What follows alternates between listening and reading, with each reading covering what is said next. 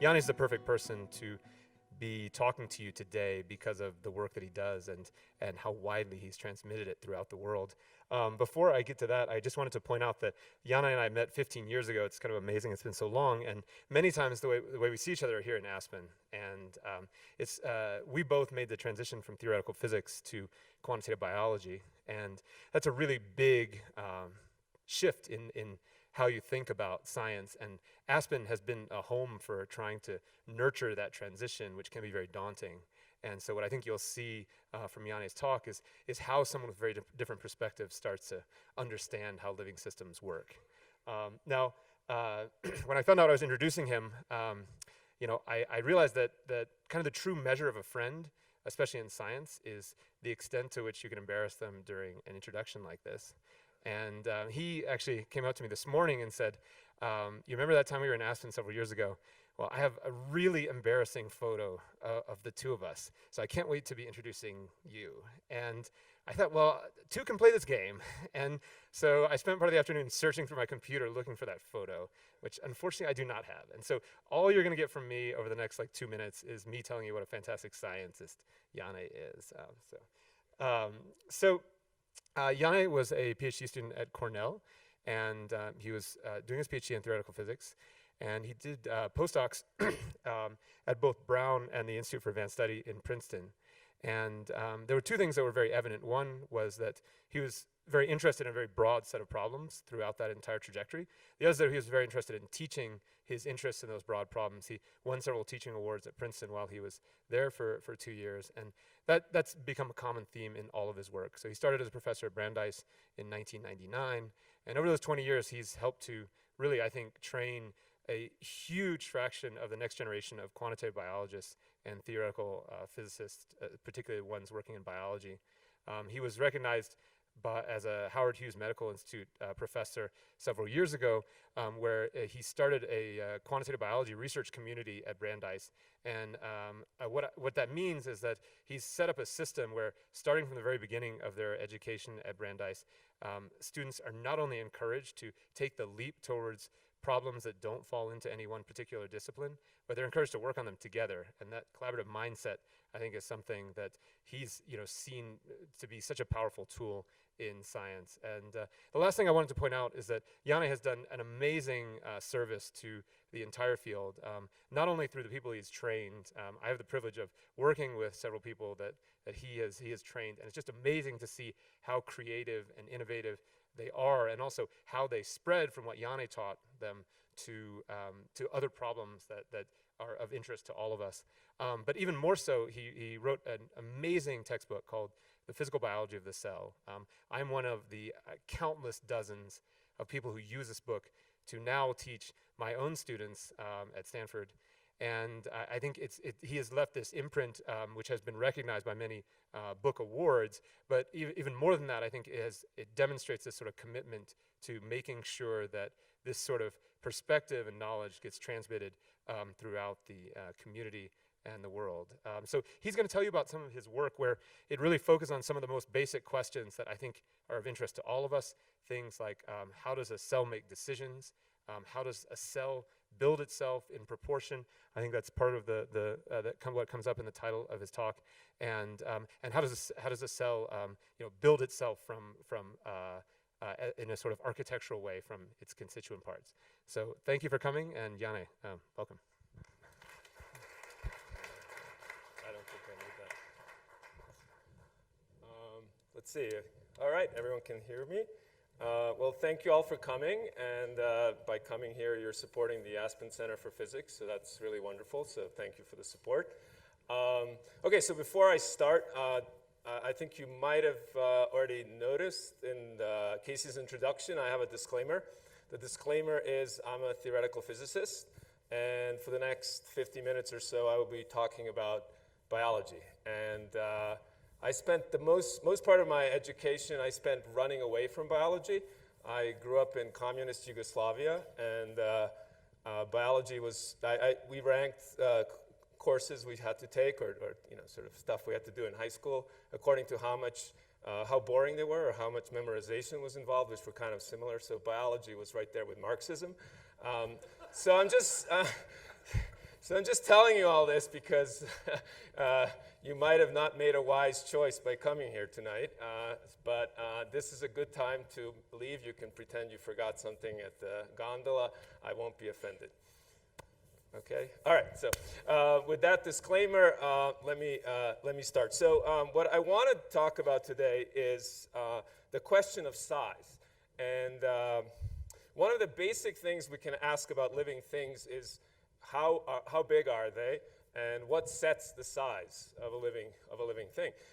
So if you're going around Aspen and marveling at the life that you see, you will obviously see a lot of aspens. If you're lucky, I've been lucky a few times in Aspen, seeing a couple of black bears downtown.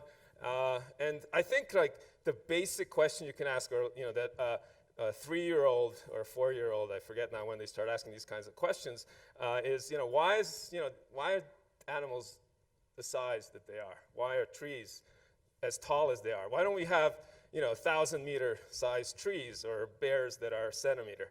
I think a 5-year-old would ask those questions. I don't remember if I asked those questions when I was a 5-year-old. I'd like to believe I did. That would make me a smart 5-year-old, but I don't know. Another way to ask that question is why aren't there giants? Why do we only find giants in works of fiction, right? So classic comics, 10 cents an issue, that must be the 50s. Gulliver's Travels, Jonathan Swift, right? You have, people that are whatever, that looks like maybe 20, 40 meters high. The 50s were a great time of really bad sci-fi movies. Most of them were based on the idea that radiation, people were very worried about radiation, would somehow cause mutations that would lead to the formation of these giant ants. This is a famous movie, Them. I saw this movie. It's actually good, even though the CGI leaves something to be desired. So why don't we have these giant ants or giant people walking the earth in real life? So actually this question has a very long history, and probably it almost certainly predates Galileo, and these two pictures are from Dialogues Concerning Two New Sciences. But Galileo was maybe the first one, at least, to put in writing some quantitative mathematical ideas about size of living things. And this came out of his work of trying to understand the bending of beams, as illustrated in that figure on the left. So one of the things he was trying to understand is, if you have a beam of material and you put a weight on it, how resistant to that weight is the beam? So if I apply more and more force or put more and more weight, this beam will start bending, right? At some point, I don't want to break this ruler, it'll break. And so he tried to understand what is the relationship of the force being applied, the amount of bending, the force at which such a thing like a beam would break. And one of the things that he realized is that what's important is the cross-section of the beam, right? And the idea was that as you apply more and more force, there's a more and more stress in the beam, which means there's more and more force per unit area. So what determines the strength of a beam is, well, its length, but also its thickness, right? So you can kind of understand that if I make the beam much smaller, it's much harder to bend. If I make it longer, it's easier to bend. Also, if this were thicker, it would be much harder to bend. And so in thinking about this, he also was actually thinking about animals, and in particular, he was thinking about the large bones of animals. And this is another illustration from his book. And what he realized is that if you were to take a small animal, say a dog, and you tried to make a dog, or you had a dog that was, say, roughly 5 times the size of the small dog, 5 times in linear dimension, what would that mean? That would mean if you blew up the size of the dog 5 times in every direction, its volume would be 5 times 5 times 5, or 125 times greater than the volume of the small dog, right? On the other hand, the bones would also get 5 times bigger, their cross-section would only increase by 5 times 5, which is 25. So now if you have a dog that's 5 times bigger, its mass, its weight, is 125 times greater, but the cross-section of its bones is only 25 times greater, which means that the force per unit area of that cross-section is 5 times greater. And our bones tend to fail when the force exerted on them is roughly 3 to 4 times the weight, right? So this is, why when you fall, you can break a bone. That's the kind of stresses that are generated. So what he was showing here, that's just what this drawing was illustrating, is that if you made a dog that was 5 times bigger, you would have to actually disproportionately increase the width of the bone. The bones would have to be much thicker in proportion to the length of the bones to sustain the weight of the animal. That was sort of the idea. And he expressed this not in mathematical terms, but as I have more or less right now through a dialogue as he tried to describe the two sciences in this book.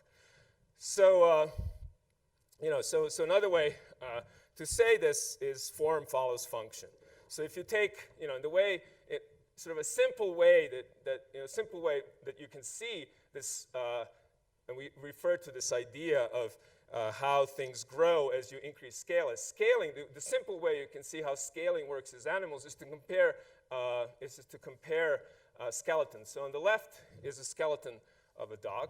On the right, I won't ask you to guess, I would never guess, that's a rhinoceros. And what I've done is I've just taken these two pictures off of Wikipedia and made them look the same size. And immediately what you see is that the long bones of the rhino are much thicker and also so much shorter than the long bones of the dog, right?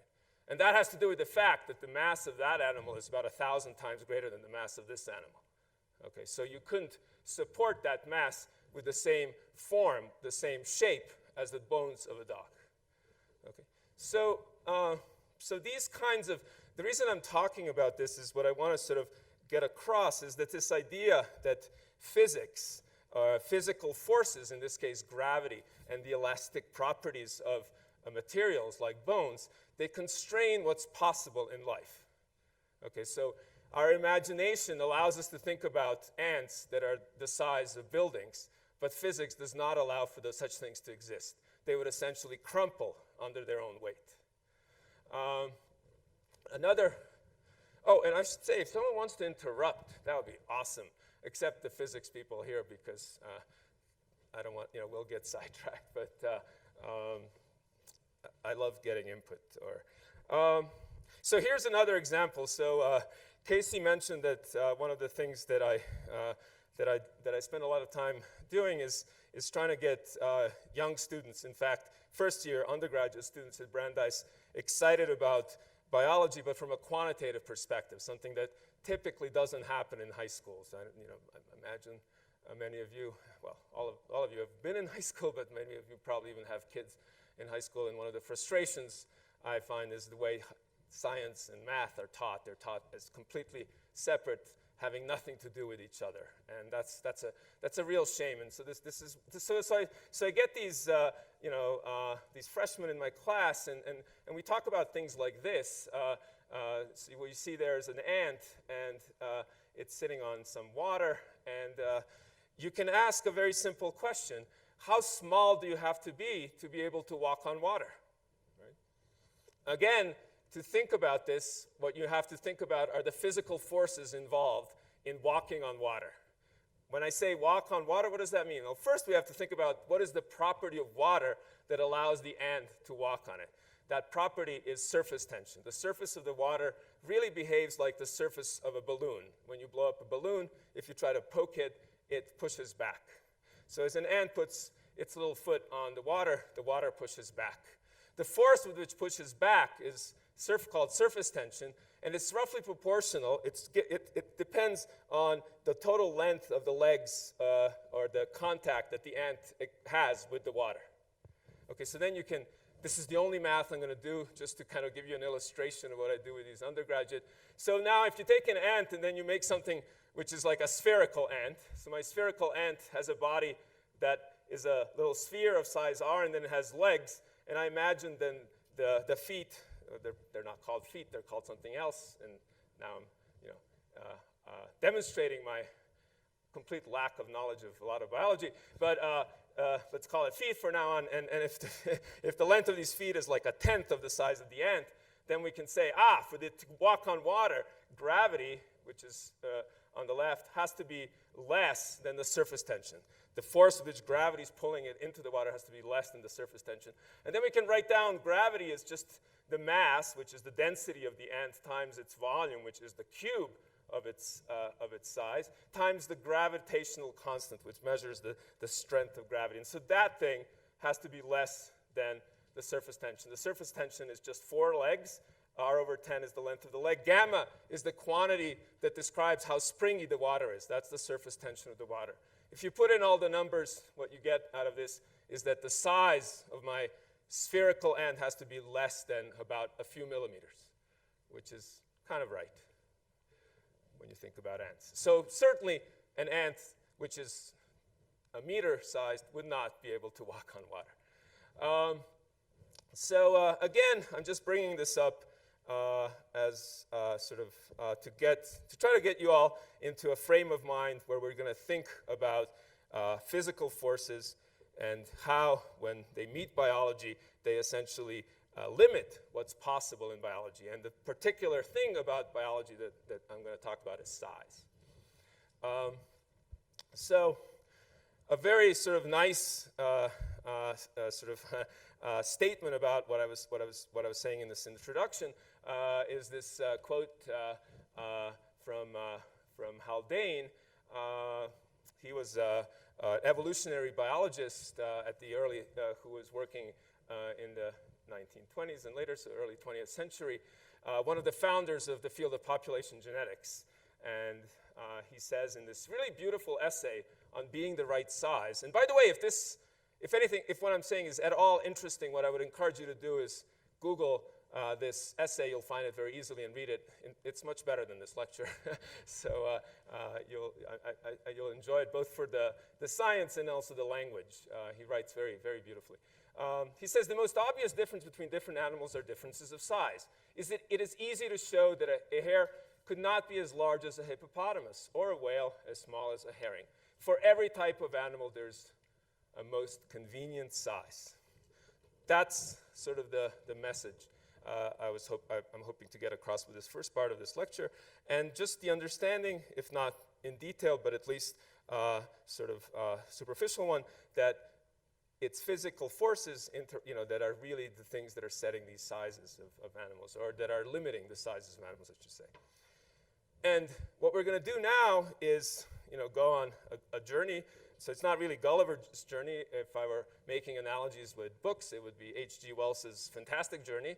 In that book, he has people who get into a spaceship and they get shrunk to a size where they can enter the body and move around and interact with cells. So that's what we're going to do. What we're going to do now is go down in scale and examine the world of cells and see that these kinds of principles that Galileo and people after him looked at that apply to animals and trees also apply to living cells. Except the physical forces that are important are very different. Cells, to a first approximation, don't really care about gravity. Okay. They're too small to care. So when talking about cells and size, the first thing to notice is for example, looking at human cells, there's a very large sort of a range of sizes. Some of the smallest cells in our bodies are sperm cells and red blood cells. And on the other end of the spectrum are things like oocytes, egg cells. And the size of these cells actually relates to their functions. So let's look at an egg cell. This is a beautiful movie that shows how a single egg cell over many divisions becomes a developing embryo, which is how we all started.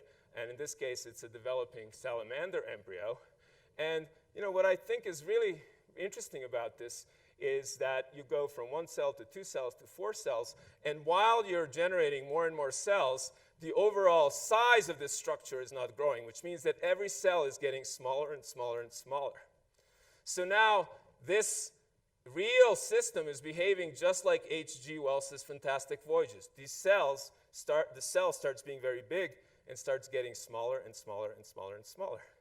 So then, in terms of when you start thinking about size, maybe the first question that comes to mind, how does this work, right? Because the cell is not just a bag. If we're just a bag of water and some chemicals, well, you'd say you just get smaller and smaller bags. But it's not. You know, our modern understanding of cells is that it's actually more like a molecular city. It consists of it has all this interesting structure, and the structure has to do with function. What I mean by that is, for example, in the cell, there will be a nucleus, right? So this is the place where all the DNA is. That's where all the information processing occurs. So that's like the Google of the cell, okay? That information is about encoding proteins. It tells the cell which proteins to make. Those proteins are made on the green things. That's the endoplasmatic reticulum. They're also packaged and processed there. So that's like the Amazon of the cell. So you've got Google and Amazon. And then you also have the roads, which are these blue things. These are long filamentous structures which are used by the cell to transport these proteins to different parts of the cell where they have different function. The reason I'm telling you this is now think back to the movie of the dividing cells in the embryo. So what's going on there is you start with a big cell, right? It has all these machines, all these structures, but now you get a little cell and a little and a littler and a littler one. And so all these little cells now have to have all these machines scaled down to those sizes, right? Just like if you were a little person, you would have to have little eyes and little feet and little fingers, right? But how do you do that? How does the cell know to make these internal structures, which are totally important for its function, and make them just the right size so that this little cell is properly functioning? Okay, that's kind of the key question that's really been sort of on my mind for the last 10 years, and that I want to share with you. But it's not. It's a question that we're starting to, I think, unravel these days because we have very cool technology that allows us to peer into cells very deeply. But it's a question that was asked more than 100 years ago. In fact, the first paper that sort of addresses this question is due to this guy. And how lovely is that? It's a British scientist, is George Gulliver. And Mr. Gulliver was looking at red blood cells. So this is from his paper. And he was looking at red blood cells from all sorts of different animals. And the thing he noticed is that different animals have red blood cells of different size. But then inside those red blood cells is the nucleus. Not in our red blood cells, they get rid of the nucleus, but many other animals actually have a nucleus inside the red blood cells. And what he noticed is the nucleus is that little blotch in the middle that you see, is that if a cell is big, the nucleus is big. If the cell is small, the nucleus is small. So that idea is, we refer to as scaling. There's scaling. There's a proportionality between the size of the nucleus and the size of the cell. In about 5 minutes, I'll try to explain why that is weird. That you have cells that are big and small, whose nuclei are big and small. But it's not just nuclei. There's this, in all our cells, there's this beautiful apparatus, a machine, that's, when the cell divides, is used for separating the DNA between the two daughter cells. So the red thing in that movie is the DNA. It gets separated by a machine called a spindle. It looks like a spindle. And what Conklin noticed in 1912 is that if the spindle self-assembles inside the cell out of its components, which are these proteins, and what he noticed is that the size of the spindle is determined by the size of the compartment within which it's made. Okay, so that would be like, if you have a factory and it's making, say, cars, and the cars that come out of the factory are car-sized. But now all of a sudden you start making cars in a factory, but that factory is 10 times smaller, and for whatever reason, the cars coming out are 10 times smaller. That's what's happening in this cell. That's kind of weird. If you think about it, weird in the sense, like, how does the cell do that? I wouldn't know how to it's very hard for me to imagine how I would construct such a thing using human technology. Well, a friend of mine once referred to all these machines inside cells as alien technology. They really are. They behave and function in ways that are very alien to what we're used to with human technology. So this kind of scaling, just to show you some recent results these are from Berkeley, people have noticed even when you take and make these spindles form inside synthetic vesicles. So in this case, there's no cell, but what they do is they take the goo that's inside the cell within which these spindles form, and they put them in little droplets using something called microfluidics, which is up there on top. So they take cytoplasm, which is simply the goo that's inside one of these developing cells, and they put it in a little droplet, and then depending on the size of the droplet, the spindle that forms, this machine that separates chromosome, is big in big droplets, is little in little droplets. These things are not alive. It's just the goo of the cell put in a box. You put it in a big box. From the goo, self-assembles a big machine. You put the goo in the little box, a little machine self-assembles. I think that's weird. I don't know, but that's just me. And this is like a graph, right? So it says the droplet diameter in micrometers. A micrometer is a millionth of a meter. I'm 2 meters, so reduce me by a factor of 1,000,000. You get the size of these droplets. And on the vertical axis is the spindle length, which is the length of that red machine that separates the green. In this case, the DNA, the chromosomes are painted green. And you see that there's proportionality. As the droplet gets bigger, the spindle length gets bigger. And this has now been observed in a lot of different situations. For example, here's a more modern version of Gulliver's experiments done by Polymers. And what he does here is he looks at, these are all the same cell. The cell is called fission yeast. And he does all sorts of mutations on these cells that make the cells either big or small.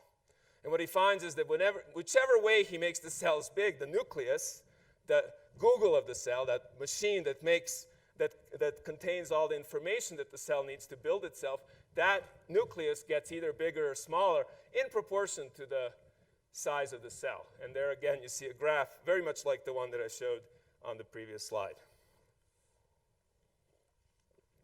Does anyone want to ask a question? I've been talking too much. Okay. And here's one example from a developing embryo. This is out of Princeton. So here they're looking at, we saw a movie, now it's an image of a developing, in this case, worm embryo, but same story. The red lines, they delineate separate cells, so there's maybe 8 or so cells at this stage of development. The green blob is the nucleus, and there's a very bright green spot in the nucleus. That's actually a machine that's within the nucleus. This is a machine that makes something called a ribosome, which produces proteins, which are, again, machines that make proteins. So you got all these machines that have to be self-assembled. They're all made from the blueprint that is the DNA. And what's going to happen here as these cells divide, so the red thing is the cell, it divides, it'll make 2 cells which are half the size. And when those divide, each will make 2 cells that are half the size. When that happens, the nuclei will become half the size. But not only that, the nucleoli, these little green dots, these machines that are inside the nucleus, they become half the size. So everything becomes half the size, half the size, half the size. Everything is just beautifully proportioned to the size of the cell. Yes, please.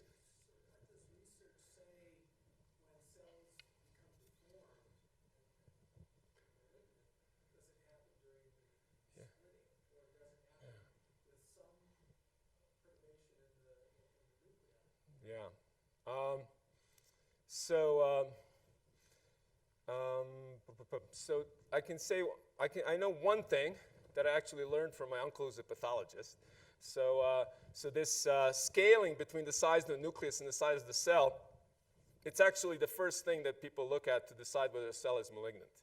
We don't actually understand why, but it seems to be a fact that for many cancers, that scaling is disrupted. So it's no longer true what I said, that the nucleus scales with the size of the cell. Now so that's used as a diagnostic for him, a pathologist. So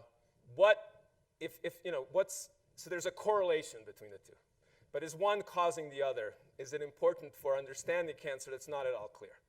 At least I don't know of anything in the literature that makes a causative connection. Right? Yes, please. So the assumption is, and it has to be true, that as these nuclei get smaller and smaller, they're still encoding the same information. Absolutely, they have the same amount of DNA. Yes. Why is it so wasted with the initial embryo? Why is there so much wasted?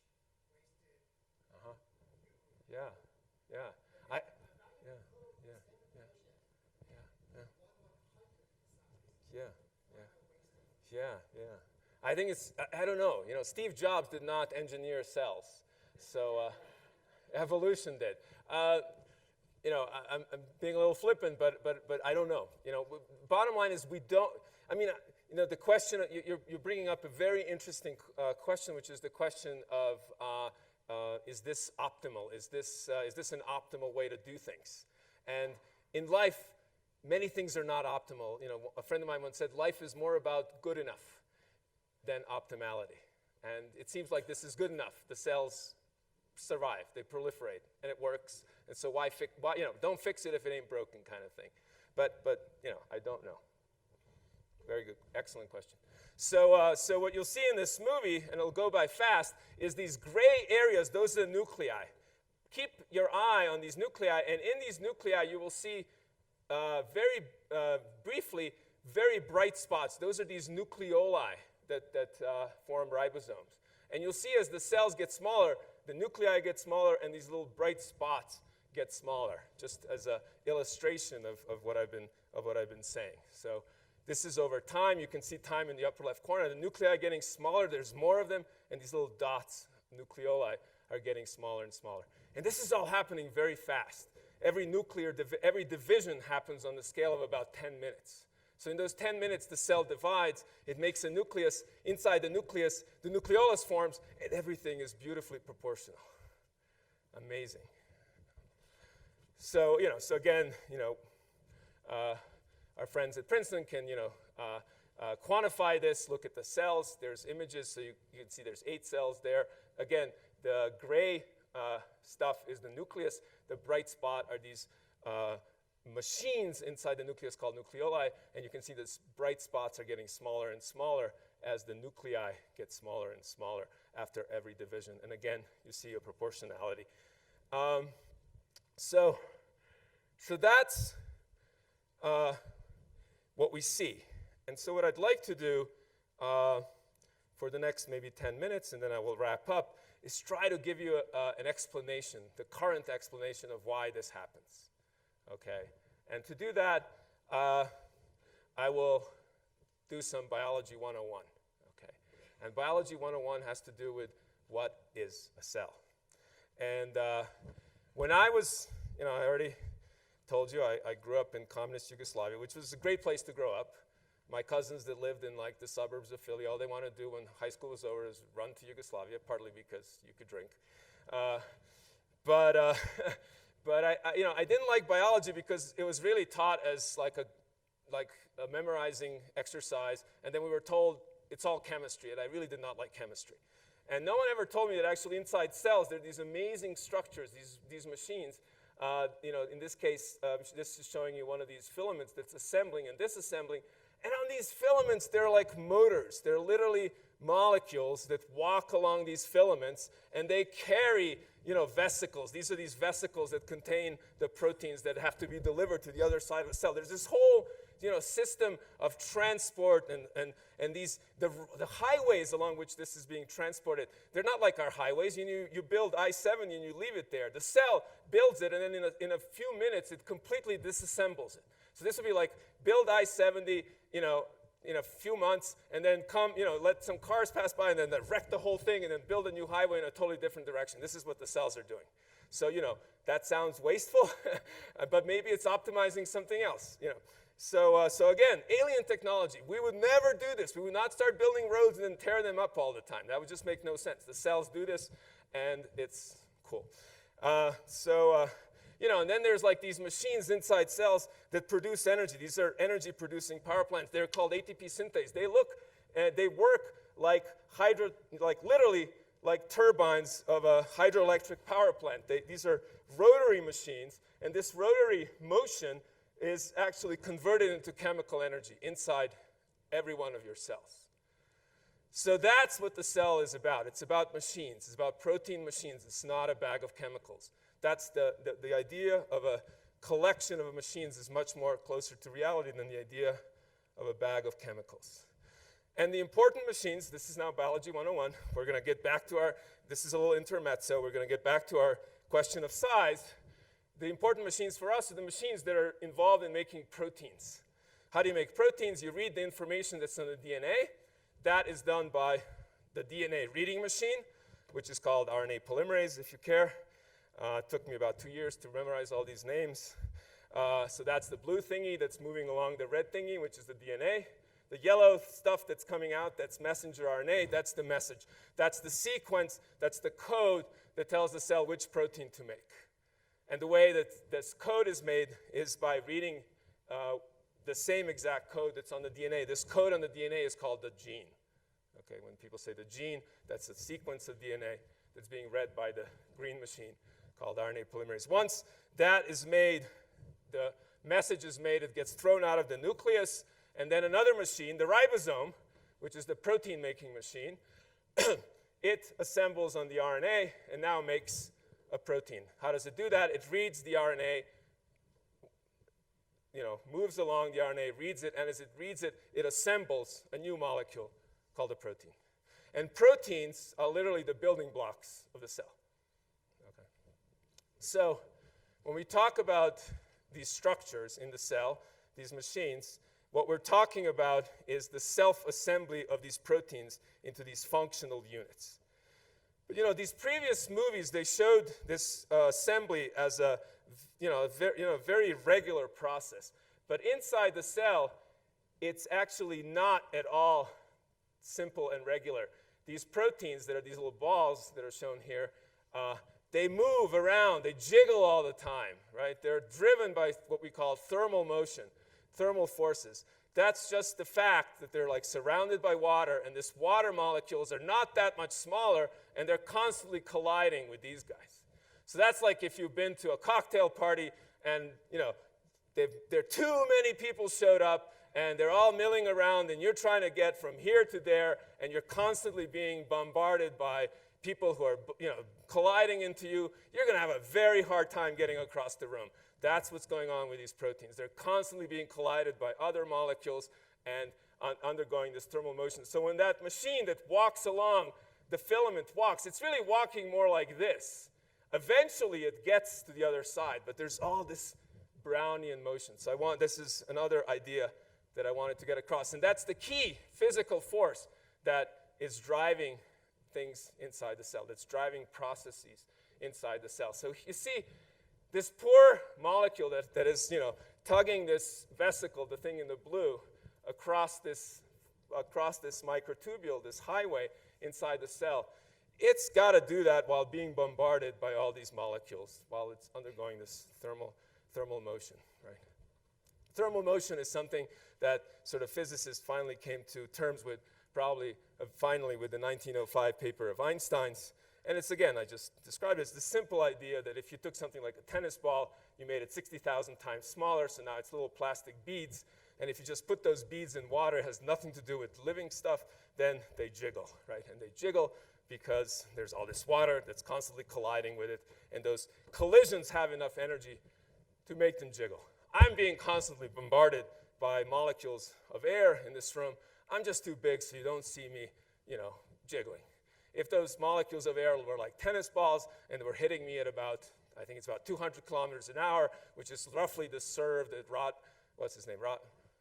Roddick's serve was about 200 kilometers an hour. So, if you were getting hit by tennis balls like that all the time, you'd also be, doing the jiggle thing. So that's what molecules in cells do.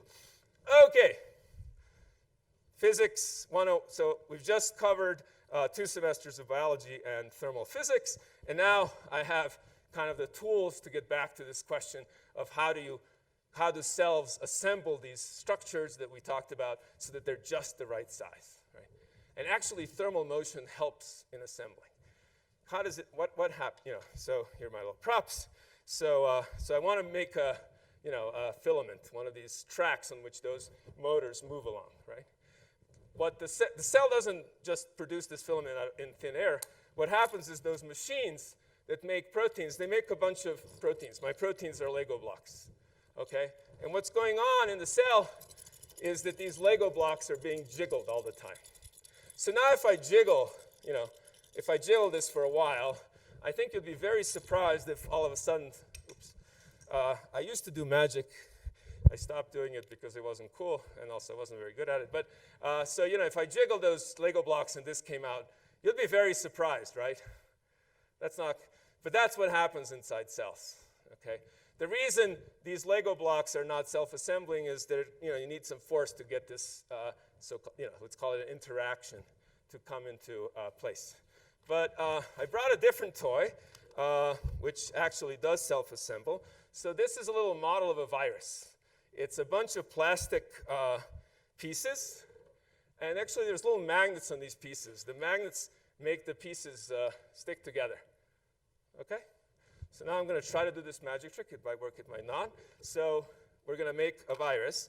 The way viruses, like other things that self-assemble in the cell are made, is that those machines, they make the proteins. That's it. Okay, so now the proteins have been made, and they're just randomly placed inside the cell. I'm going to run out of time. And so now you have, now you have these proteins. I didn't do anything special, right? They're just all bunched up in there. And if I just leave them there, they'll just sit there. But now with thermal motion, they can start assembling.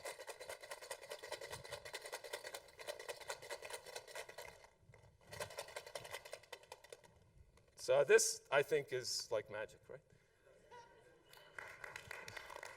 So I don't have to show you the movie. The movie actually, I swiped this movie just in case my trick didn't work. It worked, so we're good. So what I wanted to demonstrate for you is that if you have proteins that interact, meaning stick to each other in just the right way, then with a little bit of thermal motion, they will assemble into a nice structure. And actually, this was like a really cool thing that people demonstrated, I think it was in the 50s, that you could just take viral proteins, put them in solution, and they will assemble, and put some DNA or RNA, depending on the virus. Actually, these were phages, I think, so it was DNA. But if you put all the ingredients into just water with salt and stuff, it'll self-assemble into a functioning virus. That's all it takes. So, okay. So now the question is, okay, so now I've shown you that if I set things just right, I can take these Lego blocks, I can make a bunch of Lego blocks, and inside the cell, as they shake, they will make, some structure. So now, what's the simplest way to make the cell build a tower that is 6 Legos big? Or, you're at home playing Legos with your kid. They don't know how to count to 6. You tell them, you want them to make a Lego tower that's 6 Legos tall. What are you going to do? Well, one thing you can do is say, look, to assemble a tower, all you need to do is put these together. And then give them 6 Lego blocks. So they'll take the 6 Lego blocks and they'll just start putting them together, and they'll run out of Lego blocks, right? So the way I can make this, the way I can make a tower of 6 Lego blocks is if inside the cell I just make 6 Lego blocks. That's it's not particularly complicated. And in fact, there's the theory. This is the prevailing theory of how cells assemble, how self-assembly of proportional structures works inside cells.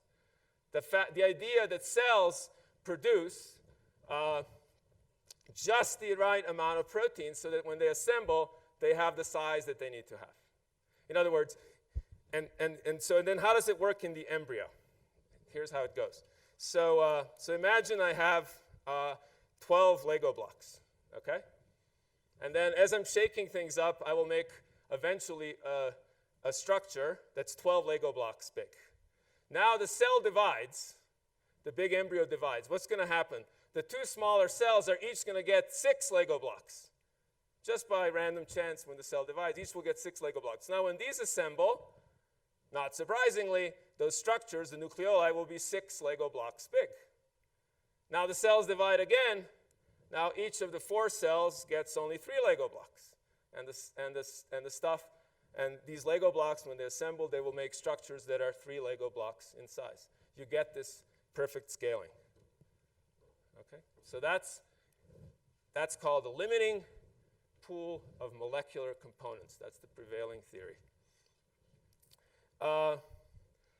And it explains all those plots that I showed you previously. And what people have done in the last 10 years or so is collect a lot of evidence that this is in fact how things work. So in other words, if you take what I just told you about the Lego blocks seriously, you can explain, well, let's be precise, you can explain those experiments over there, and you can explain these experiments from the Princeton lab and a few others. And they all speak to the same thing, which is that these structures that assemble inside the cells are proportional to the size of the cell. And now, for those of you who like Monty Python, something completely different, and I'll finish with this. So this is something that a few of us, friends of mine and myself, have been obsessing over about the last 3 years, and that's Chlamydomonas. It's a single-cell algae that swims breaststroke. It does it quite nicely. It has these 2 flagella, and it does the breaststroke. It's, again, a single-cell organism, so it's about 1 million times smaller than me. There's all sorts of cool physics about this breaststroke, but I won't get into that. The key thing here is that it has these 2 flagella, and for it to swim the breaststroke properly, these 2 flagella have to be of the same size. Why? Because if it had one shorter than the other, it would actually spin around and do weird things. Also, the flagella have to be just the right length. If they're too long, actually the swimming is not very good. If they're too short, it doesn't swim very well. So it has to build literally 2 flagella of a very special size so that it can properly swim. It swims in order to get to food and for other reasons. So here's an experiment that completely blew my mind when I first heard about it from a friend of ours, Wallace Marshalls at UCSF. And the experiment is you have your Chlamydomonas with the 2 flagella. Now you come in and you do surgery on it and you remove one of the flagella. What happens? Well, it's better with my hands. So here I'm a Chlamydomonas. I'm doing my breaststroke, and this nasty scientist comes along, takes a laser, cuts off one of my hands. Okay. That actually happens a lot in Monty Python as well. But so the thing that happens now is somehow, remember now, what's going on inside the cell? There are these proteins that make up these flagella. They're all doing this random Brownian motion, blah, blah, blah, right? But through all that, somehow this critter does the following thing. This flagella gets shorter. As this gets shorter, this one starts growing. And at one point, they reach the same length, and then they grow together back to the original length. It regenerates this flagella that was cut off.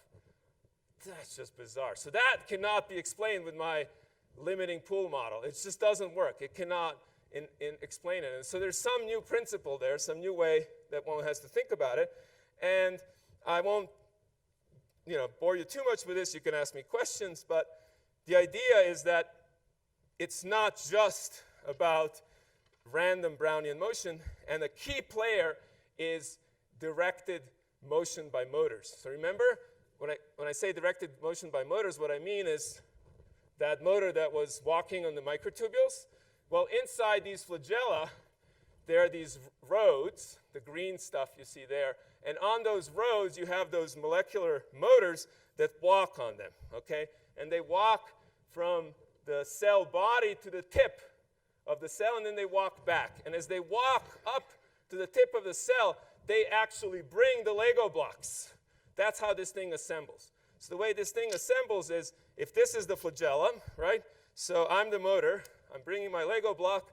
I bring it over here. I don't know what exactly happens. I let go, and then it attaches here, and the flagellum grows. And then I'm a motor. I go back. I get another protein, and I bring it there. So it's growing in that way. And you can see that in this movie where our friends at Berkeley, they labeled these proteins that are being shuttled back and forth. And what you see here is the cell body is in the middle. It's the green arrow, so that's this big green thing. You can't see it because it doesn't show up in this microscope, because the only thing you see are the things that are fluorescent. And you can clearly see proteins moving up one flagella, up the other flagella, and then moving back as well. There are two flagella here. What they did here is they took the flagella and they splayed them out. So there's a body that you can't see, and there are two flagella, and then there's proteins moving from the body of the cell there and delivering the building blocks. And if you take that into account, do a little math, you can actually show that taking proteins, putting them here, and then also taking some other proteins that actually disassemble the flagellum and bringing those for the ride as well, that is enough to create a feedback mechanism, just like in your thermostats, a feedback mechanism that makes it so that if the flagellum gets small, there's net growth. If the flagellum gets too long, there's net disassembly. I say like a thermostat because when your temperature in your house gets too big, the heater turns off. When it gets too low, the heater turns on, just to maintain the stable temperature. That's what the cell has figured out, again, in a few billion years of evolution, as a mechanism for controlling the lengths of these arms which it uses to swim. And I can sort of try to convince you of that works by saying, this is sort of our spherical model of Chlamydomonas. You have the green dots. Those are the things that make those are the Lego blocks that are the things that make the flagellum. And then there's the red things are the motors. They are the things that move around. And then the yellow things, I won't get into that, they actually prevent polymerization. They accumulate at the tip and prevent polymerization. If you just put those in and let them diffuse around, except the motors are not just diffusing around, they're undergoing this directed motion. If you do that, you can see, you can write a little computer program that makes all these molecules do that. And then what you see is that as the length here changes over time, you see the length changing over time. And at one point, we cut in the computer program one of the flagella, and then just through this mechanism, they recover and produce the original length of the flagella. So in other words, what we're showing here is that the kind of the physics of diffusion plus this directed motion by these motors that are carrying the proteins from the body of the cell to the tip of the flagellum is enough to explain this regeneration process. You get regeneration with only a few simple components. Whew, I've talked too much. I should wrap it up. Okay, so I don't know about you, but so I'm kind of in science, and the way I got into science was by reading a lot of books about UFOs. I read everything that was ever written on UFOs. I also read von Däniken, who was this guy, Swiss guy, who wrote a bunch of books about, you did too, awesome, how aliens visited the Earth in Egyptian and other times and so forth. So I thought these were like the best mysteries that existed on the planet. And one of the things that really sparked my imagination, and then Star Wars came out. I actually stood in line for 4 or 5 hours. It wasn't my idea. I was 9 years old. My mom thought it would be fun to see the first showing of Star Wars. Now it's over. I don't know what we're going to do now. But what I was always intrigued by is the technology. I thought about UFOs like, wow, there are these aliens out there, and they're making this insane technology, and I would like to learn about this technology. And if I hope to have gotten anything across with this lecture, is that there's this weird alien technology that exists in every one of our cells, and it does feats of engineering, like this regeneration of the length of the Chlamydomonas, which, quite honestly, we don't know how to reproduce. We do not know how to make, soft robots, something that people are trying to do that can do these things. A robot that will move from here to there, but then, maybe it gets into an accident and part of its leg falls off. You'd want that robot to still work, so maybe you want it to regenerate that leg or whatever is the thing that's propelling it forward, right? So there's a whole sort of field of these kinds of soft robotics where people are trying to make robots that self-assemble, move, do these things. And it's very hard, but the cells, they do it all the time, and they do it based on very simple physical principles, we think. So we're trying to learn from the cells, right? That's one of the things we hope to achieve in a second. And then the other thing, of course, is when we get sick, often that means that some of these machines broke down. So the reason we want to understand these machines as well is so that we can figure out ways of fixing them, or at least understanding in what ways does the breaking down of the machine lead to disease. So that's another reason. another sort of reason another thing that might be useful that comes out of this research. I mean, the reason I do these things is just because it's cool, it's weird, it's fun. I'd like it, it'd be great if sometimes something we discover turns into something useful, but honestly, that's not what's motivating that's not what's motivating me. Probably not, it's not what's motivating most of the 30 to 50 people that are here this week, but that's how science works. You had a question, sir, yeah? Yeah.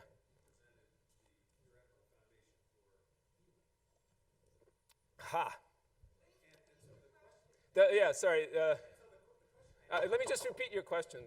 The comment was that I presented a theoretical foundation for healing. That'd be awesome. I don't think I did, but go ahead. So then my question is why do certain cells in the body regenerate and others do not, like meniscus and knees? I wish I have two. I've had operations on both menisci from skiing accidents. Both were gotten by not moving while I was on skis. Anyone wants to ask me about that can ask me about that. I've been skiing for 40 years, never had a fall, but I've had 2 menisci operations. Anyway, so I would love for them to reheal. But let me, I don't think I have a good way of answering that just because you've touched upon many different things. All I can say is, let me just point out that what I'm talking about here is this healing of an organelle, of a structure within a single cell. The healing you're talking about is healing of whole tissues, which are many, many different cells. And the game seems to be very different there. And so I'm afraid that I don't have anything to offer for our, I don't know, I hope you don't have menisci problems like I do, but I don't have anything to offer for that. So let me wrap things up, and I'm happy to take more questions by saying, I've presented this work, but there's a huge number of people who've contributed, a lot of students, a lot of colleagues of mine, and I'd just like to throw up their faces just so you can see kind of the diversity of faces involved in this research. Thomas and Ariel are here this week. Some of you have already met Thomas during the cafe earlier.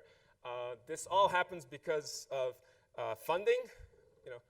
You can say what you want about our government, but it actually gives money for basic science in a way that most places in this world, or almost all places in this world, do not. So we can, I think, be proud of that. And I will stop with that and take questions. And for those of you who are being completely bored, I'll just let that movie of developing embryo play to its end. Thank you for your attention.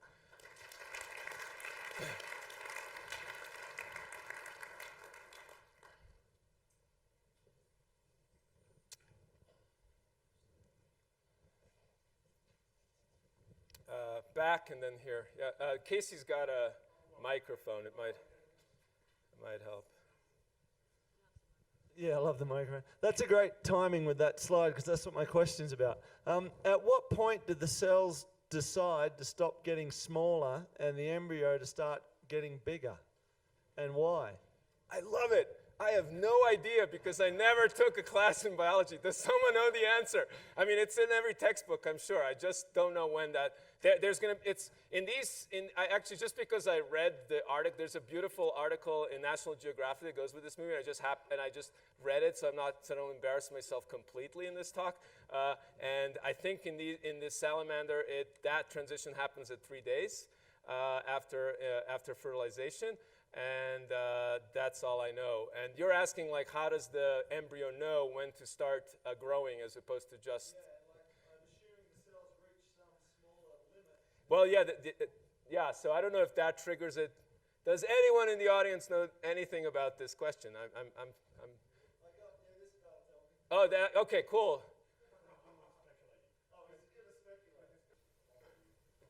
So if anyone wants details, please follow, attack the gentleman in the back in the blue ski parka after the talk. I mean, I heard what you said. I think those are really interesting ideas. I mean, when I say we don't know, is there's lots of observations, but do we actually have, a quantitative understanding of, like, this is the thing that triggers it, and this is the cause of the action that the other gentleman was asking about. I'm not sure we even have that, but I think what you were talking about seems like, could be some part of the answer. Yeah. There was someone further. Yes, please. So there's a lot of talk of the functionality of stem cells. Yeah. in the process of whether, you know, we turn them into specialized versions for the brain or meniscus or whatever it is. Does the dynamic of what happens within a stem cell, is that identical to what you've just described? Or, you know, at what point does it differ in order for the cell to develop a specialized function and replicate itself in a totally different way? Yeah, that's an amazing question. So at the kind of, you know, at the level of, you know, everything, the biology, you know, all the biology 101 that I described, of course, is absolutely going on inside stem cells. You know, they're not special in any, in that sense. You know, so there are machines in there, same the ones that I've described. Those machines are made of proteins. There's a bunch of Brownian motion that's going on. Now, the thing, you know, the kind of the master regulation that happens inside the cell has to do with DNA, right? And the DNA, on the DNA, there's parts of that DNA that tell genes to turn on or off. And develop, you know, the process that you're describing is a process where some of these, so you can think of these pieces of DNA as being switches. And these switches are flipped one way or the other. The combination of which switches are turned on and which are turned off eventually make the cell become a new, you know, a differentiated cell that does something very special. The reason it does something very special is because of the repertoire of 20,000 or so proteins that are encoded in the DNA. It will only express a certain subset, and it will do it in some proportions that, you know, make the cell into a blood cell or a brain cell and so forth. So, so one of the, you know, just, I don't think I'm gonna, you know, give a good answer, but I want to mention one thing, and that is I worried a lot about in this talk towards the second half, what is the role of thermal forces, these random forces, in assembling these structures. One of the sort of really sort of a cutting, you know, one of the sort of research areas at the bleeding edge of quantitative biology, physical biology, biophysics, is trying to understand how this thermal randomness affects these programs, these genetic programs, and how much of it is permanent, how much of it can be turned around. Because, you know, if I have thermal motion, then yes, I can assemble, you know, just to use an analogy, it's a very poor analogy if you think, you know, this is now assembled into something, but that thermal motion that assembled it can also break it apart, right? And so we're, you know, so trying to understand how this randomness, how these thermal effects affect these programs that you described is something that we're all trying to understand, because there's certainly, it seems to be cases where that randomness can make the programs go haywire, and then development can go awry, or cells that are normal can become malignant and so forth. So there's a lot to say about that, but some of these kind of, the thinking, let me put it this way, the mode of thinking about the machines in the cells, where you're thinking about them as machines that are operating in this alien world of thermal motion, that's definitely having an impact on our understanding of development as well.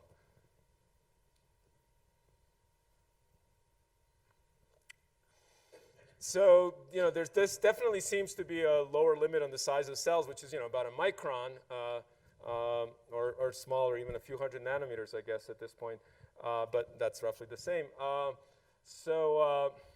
What is actually setting that limit, I think, is not understood. I mean, this is one of the things that we're kind of debating in this gathering that we have here at the Center for Physics. You know, I've not talked about size of cells. It's kind of a funny situation. We, I think, have a better understanding of what sets the size of the internal components of the cell than we have of what sets the size of the cell itself. That seems to be a very hard problem. And I purposely also did not kind of mention the nucleus when I talked about my Lego blocks. That one also we don't understand. So there's you know, we have very partial understanding at this point. A few of these structures, like the nucleolus, the spindle, we feel like we have some quantitative understanding. It took about a decade, roughly speaking, of very hard and detailed experimentation to get there. And, you know, maybe, hopefully we'll get to the cell size question at some point soon. But we really don't have a basic principle. I mean, you were trying to elucidate a simple principle that says you can't have a cell that's smaller than, let's say, a micron because of this energy. You were mentioning energy requirements. That would be fantastic, but I'm saying that has an idea like that, no one's been able to actually test in a very serious way. So there's lots of stories, but no serious tests of any of these ideas that we could say, we have an understanding. When I say tests, what you want is you want a theory, you want that theory to make a prediction. The people who are gathered here at Aspen this week, we want that prediction to be quantitative. I want to know, like, if I perturb this machine, I want to know that the cell is going to become 20% bigger, not 50%, not 10%, 20%, right? So I want to be able to make those kinds of predictions and test them against experiments. And then, at least for my myself, I feel like, I feel comfortable saying, I think we understand it. So that's another thing that's important to keep in mind. There's different levels of understanding. So you have the misfortune of having a theoretical physicist here, and I don't understand things until they've been put into numbers. I don't think I understand them until they've been put into numbers. And so that's one of the things we're hoping to get eventually to. And I think it's important because if we want to control nature, that's always, at least historically, that's always been the case. We've had to understand them quantitatively. If we want to build airplanes or sort of light bulbs or radio devices, we kind of always ended up doing that after having a basic understanding of the underlying, in that case, physics, a quantitative understanding. And we're just starting to build that in biology.